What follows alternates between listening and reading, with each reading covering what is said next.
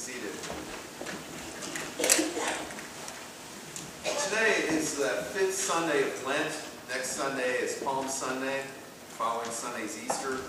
But today, as many of you realize, I can tell by your clothing, that today is St. Patrick's Day. And happy St. Patrick's Day. And I'm glad that St. Patrick's Day falls on a Sunday. Because, Patrick belongs to the church. Like so many things that belong to the church, St. Patrick's Day and Patrick has been secularized and really perverted and distorted. When we think of St. Patrick's Day, often the first things that come to mind are parades and green beer and different kinds of legends and leprechauns. But today I want to discuss the true story of Patrick, one of the real saints of God.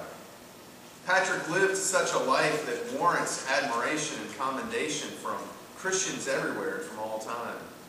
That man behind the myths and the legend exemplifies a Christian life of sacrifice, reliance on God, love and passion for souls and seeing them saved, and an unfoundering hope in eternal life through Jesus Christ. His life story really can only be described as like another chapter or several chapters in the book of Acts. Patrick was born in Britain in about 385 as part of the Roman Empire. His father, Calpurnius, was a deacon in the church, and his grandfather, Photitus, was a priest. Patrick's family would have been prosperous and probably influential and even powerful in his village and his area.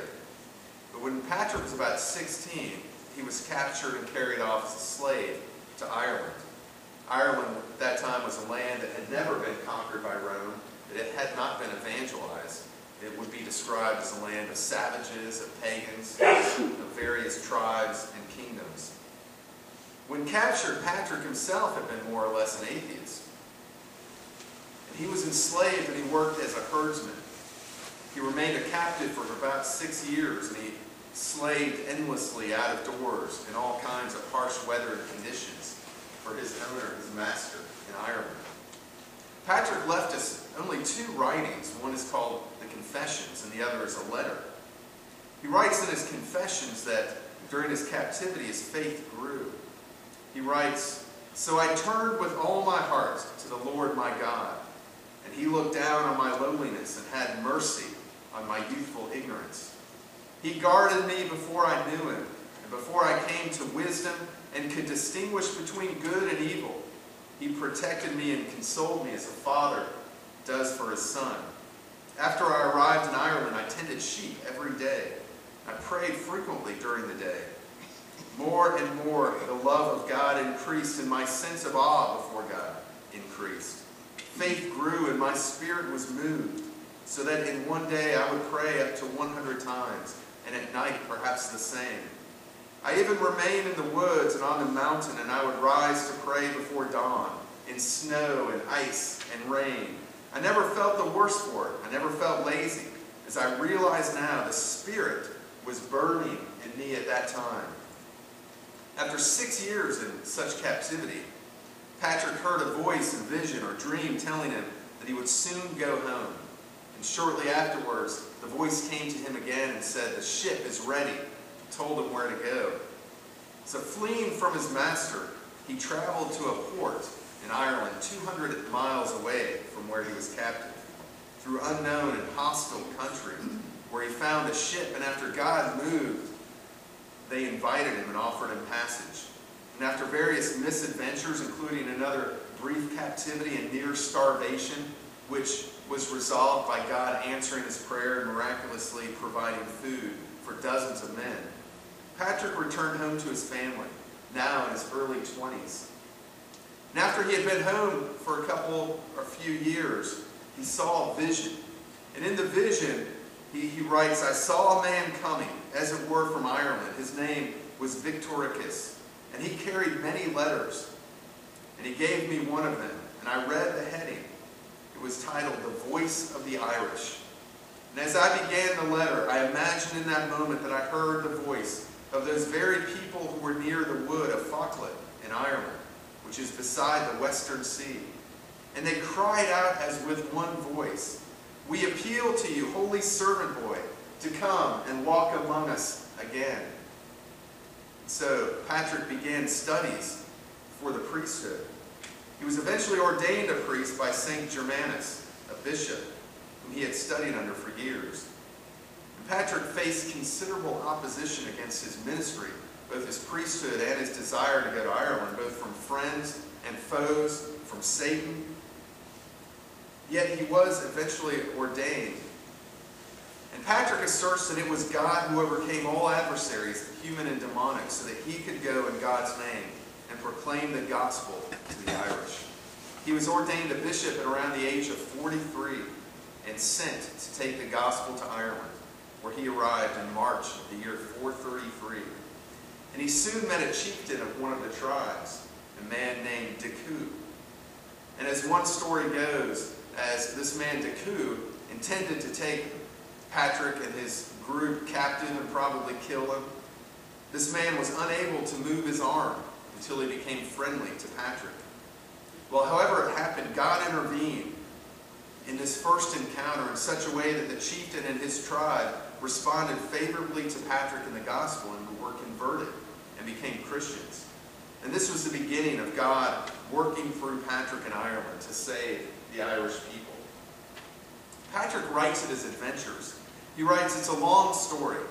To tell each and every deed of mine, or even parts of it, I'll make it short, as I tell of how the good God often freed me from slavery and from 12 dangers which threatened my life, as well as from hidden dangers and from things which I have no words to express. So I'll never stop giving thanks to my God, who kept me faithful in the time of my temptation. I can today with confidence offer my soul to Christ, my Lord, as a living sacrifice. He is the one who defended me in all my difficulties. I can say, 'Who am I, Lord?' or 'What is my calling?' that you have worked with me with such divine presence." And he goes on, "This is how I come to praise and magnify your name among the nations all the time, wherever I am, not only in good times, but in difficult times too. Whatever comes about me, good or bad, I ought to accept them equally and give thanks to God. He has shown me that I can put my faith in him without wavering and without end. However ignorant I am, he has heard me. So that in these late days I can dare to undertake such a holy and wonderful work." Patrick began preaching the gospel throughout Ireland. He and his disciples preached to and converted thousands upon thousands. And they began building churches all over the country. Kings and their families, entire kingdoms and tribes, converted to Christianity after hearing Patrick's message. The historian Philip Schaff writes that Patrick worked many miracles. He healed the sick and the blind, and even raised 9 people from the dead. After years of living in poverty and traveling and enduring much suffering in Ireland, he died, it is believed, on March 17th in the year 461. Patrick writes in his confessions of his compulsion to preach the gospel to the Irish, the people that had once enslaved him. He writes, "I must proclaim my good news. I must pay back God in some way for all that he has done for me here on earth, and what he will do in eternity. Blessings no one can even imagine. The love of Christ carried me here to be a help to these people for the rest of my life." Through Patrick's own words and his writings, we see his enthusiasm and love for the Irish. His words are reminiscent to me of Paul's writings to the Thessalonians and to the Philippians. They're words of a shepherd about and to his own sheep. Patrick understood that all that he did and had was by the grace of God, and he declared, "I alone can do nothing unless he himself gives it to me. But let him search my heart and my nature, for I crave enough for it, even too much, that I am ready for him to grant me that I drink of his chalice, as he has granted to others who love him. Therefore may it never befall me to be separated by my God from his people, whom he has won in this most remote land. I pray God that he gives me perseverance, and that he will deign that I should be a faithful witness for his sake, right up to the time of my passing." And Patrick writes of God's work in Ireland. He says of the Irish, "Never before did they know of God except to serve idols and unclean things. But now they have become the people of the Lord and are called children of God. The sons and daughters of the leaders of the Irish are seen to be monks and virgins for Christ."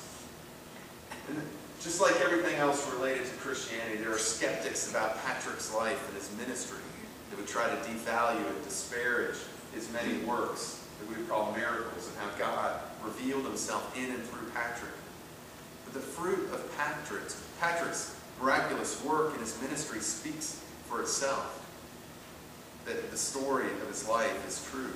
He left numerous Christian communities, churches, monks, convents. It's estimated that at his death, over 360 churches existed in Ireland, where there had been none.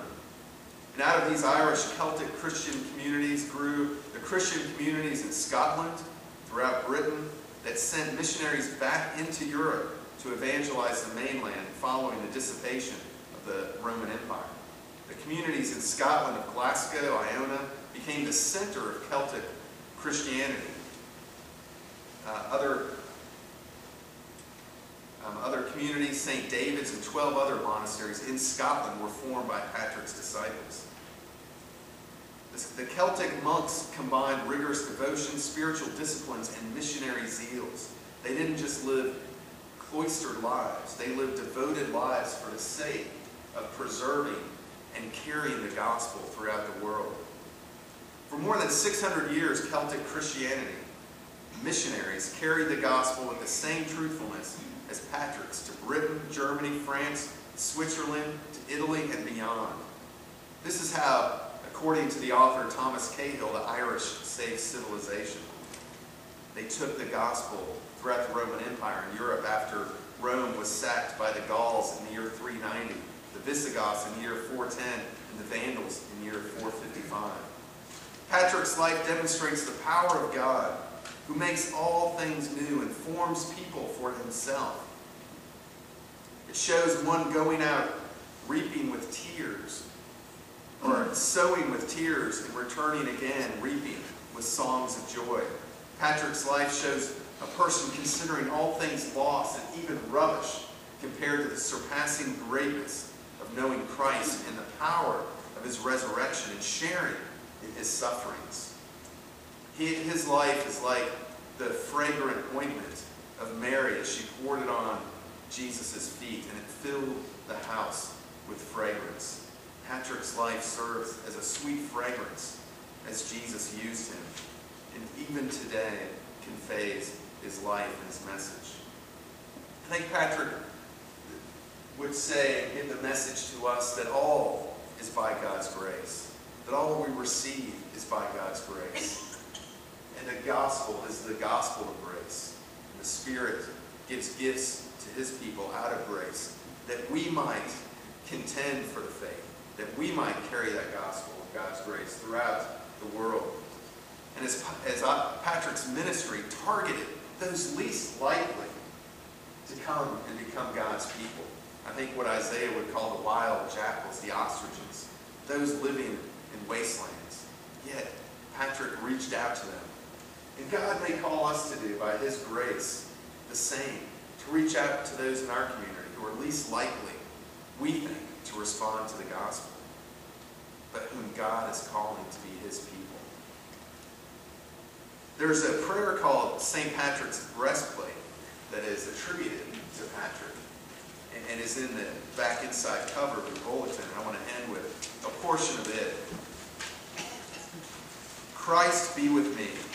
Christ within me, Christ behind me, Christ before me, Christ beside me, Christ to win me, Christ to comfort and restore me, Christ beneath me, Christ above me, Christ in quiet, Christ in danger, Christ in hearts of all that love me, Christ in mouth of friend and stranger. I bind unto myself the strong name of the Trinity. By invocation of the same, the three in one and one in three, of whom all nature hath creation, eternal Father, Spirit, Word, praise to the Lord of my salvation. Salvation is of Christ the Lord.